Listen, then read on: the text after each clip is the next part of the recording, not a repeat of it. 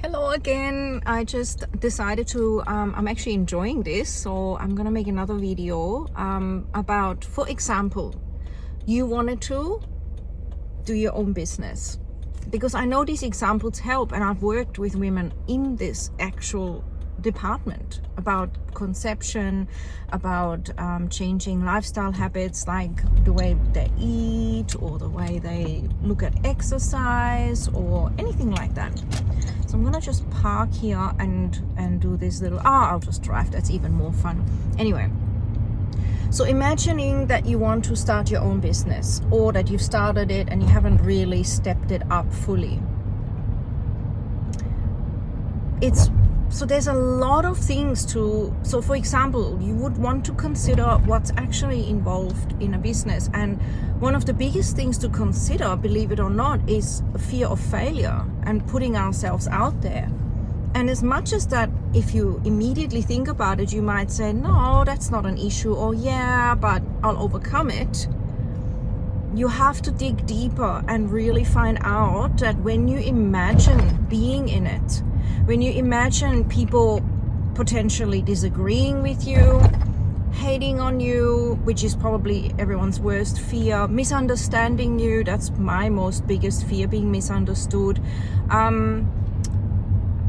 Perhaps, having put in all this work, maybe you're worried about running out of money, and then, what if it doesn't take off? There's a lot of thoughts that go in being in your own business and managing that, having that discipline and having that commitment to be your own boss without really any accountability. Because when you are doing the work like I do, and like many of you are doing, and want to step up or do more of, it is harder than going 9 to 5. But the thing about going 9 to 5 is so off-putting that can also be used to catapult us forward, and just to remember that it's worth it.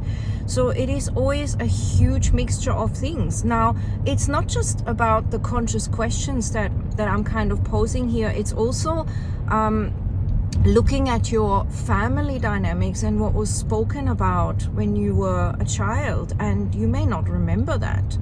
I'm going to park here because that'll be easier just for now. I just feel like exploring that. So it may also be that you don't remember that when your mom or your dad got independent and were maybe running their own business, that there was more trouble, that someone said, oh, because of that we have all these problems now.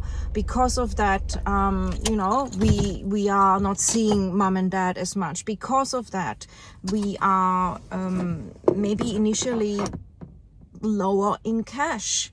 And because of that, society has made a judgment of that on us. Or because of that, and one little mistake, someone had a fine or something, or was shunned in some part of the world, or lost some friendships that were really important. So, excuse me, I've had a total freestyle day to myself. I haven't gone out except to the gym, and it's just ta-da. But because of those things, and also me coming out like this is constantly an idea. Am I serving the people well, or am I just adding to the noise? Or, what am I projecting out? I'm authentic, but I also believe in, putting your best step forward. So when it comes to business, there's just such a big spectrum, the maintenance of it, sometimes we leave like an academic environment like I have, and I'm sort of in and out of, where there's security, where you have intellectual stimulation as well, where you have colleagues that can understand why you love research, and they can talk the jargon which most of people can't talk because that's not their field.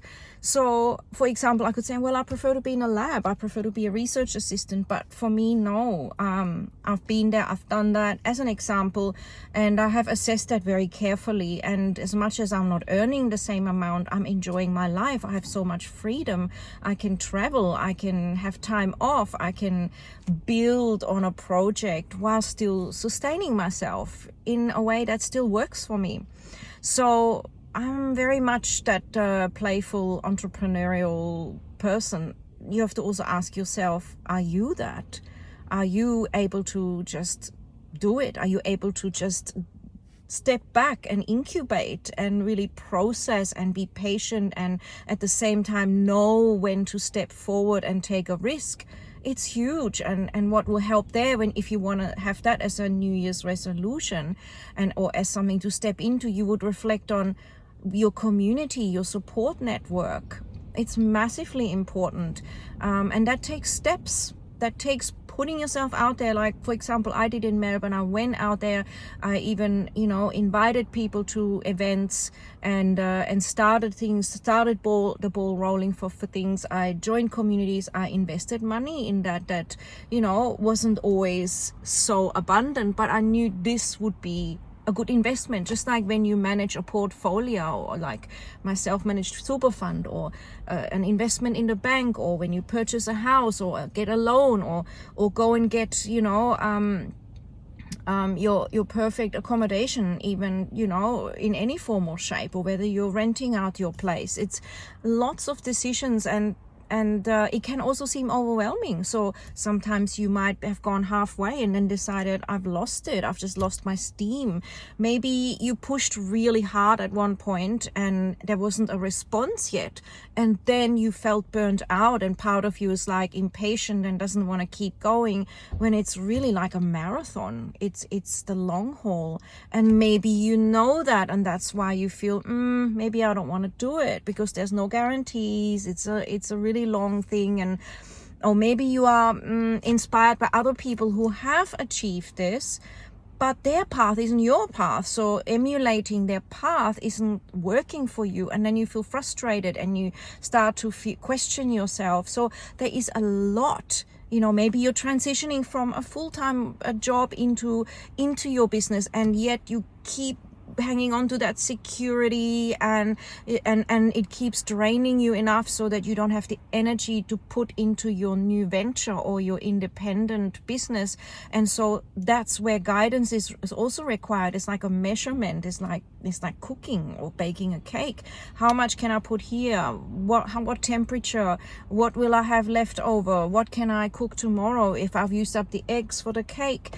What will I use tomorrow when I want to eat my scrambled eggs, or whatever it is? It's just a basic example. So it's then becoming your own accountant in terms of energy management. And that's what my course is all about. And that's why it applies to all of us, because everything starts with maintaining our energy levels, knowing where we're going with our choices, and knowing how to top ourselves up again. And that starts with setting a powerful foundation of knowing what you really want. Because some of us will do something and go afterwards, I actually didn't want that. I actually realized I wanted to be a poet, a writer, an artist. I actually realized that that dream is fulfilled at a certain point, and you want to up level, and yet you're staying stuck in the same business, as an example.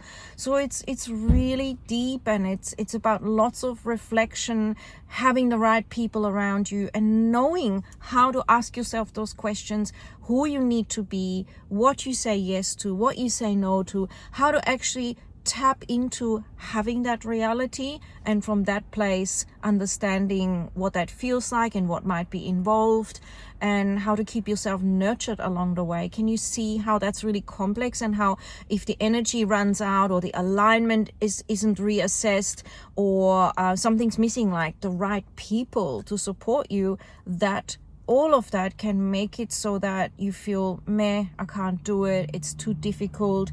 Even though you might be onto the most genius thing, like really the world needs it, it's an amazing project, but it's hard to do it on your own. And so the first thing is the deep connection with you, and then you magnetize your community, your support system, your reason for doing it will become the guiding light, because you also use the reason in a specific process of questioning to remind you of what you're doing, why you're doing it, and the outcomes that could be there, right? So you have to have those things in place, because you almost are your own cheer squad. You might have great friends, but they can't be constantly looking out for you. They also have their life to live. So you have to be your own cheer squad and recognize, okay, there's gonna be ups and downs. Okay, I have fallen off the track. Let's get back on. This is normal.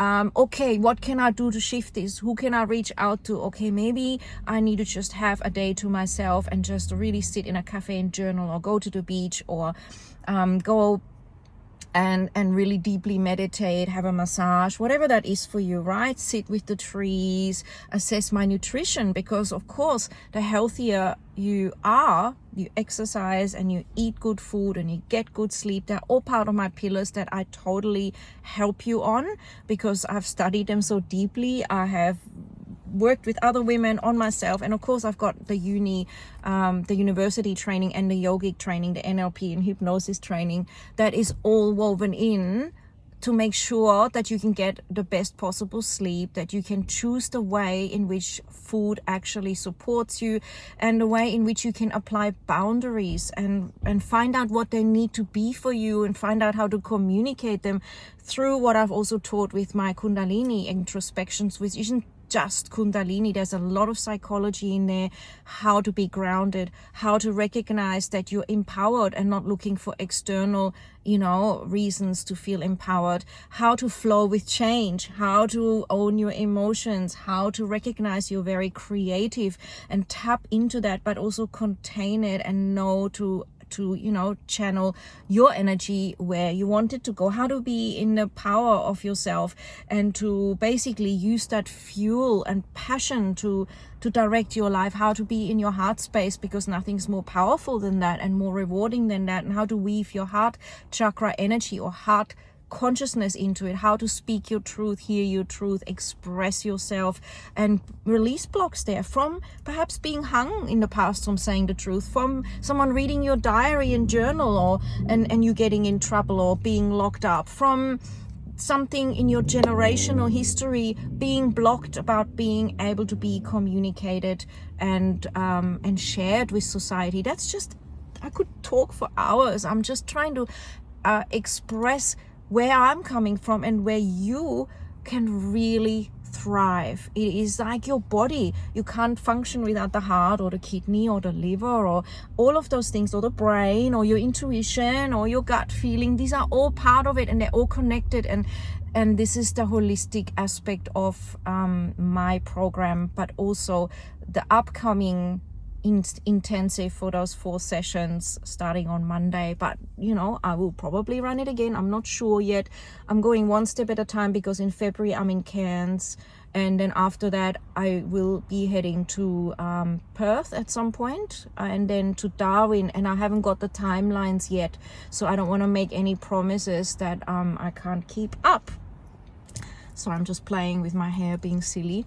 But honest sharing, how do you feel about this? And does that help you to realize why a small introspection daily can make such a difference, a small introspection weekly, and having those points in place, those pillars of self-care, these pillars of navigating your energy, your clarity, your direction, your overall direction. There will be always movement. Nothing is a straight line. Everything meanders, flowers, trees, roads, life.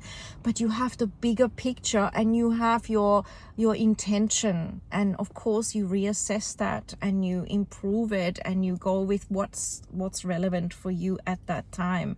So yeah, for some of you that could be a daily journaling. For some of you it could be, fasting more or having a morning routine. It could be for some of you that is constantly adjusting, and playfully you are doing different things. But all I'm saying is that there has to be some intention and scaffolding, which is flexible and fluid, but which is a director. It directs your life, but it's from you, not externally. It's from within you.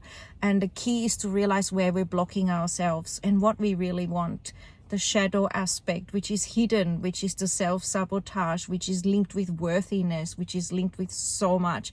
I'll leave it here, and yes, I really hope that you got a lot out of that, and I would love to hear from you. What was your favorite bit that I mentioned? What would you like me to talk more about? Another example, this was all about up-leveling your business or starting your business or moving out of the 9 to 5, and it is happening to a lot of us, and so I thought it was really interesting to share. And I have worked with a lot of women on this, and